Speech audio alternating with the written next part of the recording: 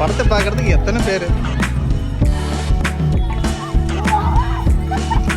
ஆமா, இந்த வெற்றியை நீங்க எப்படி உணர்றீங்க? இந்த வெற்றியை நீங்க எப்படி ஃபீல் பண்றீங்க? பெரிய சந்தோஷம். சரி மாமா, உங்க சரி தெரியல, அது ஒரு பயத்துல ஓடிட்டீங்க. சரி மாமா.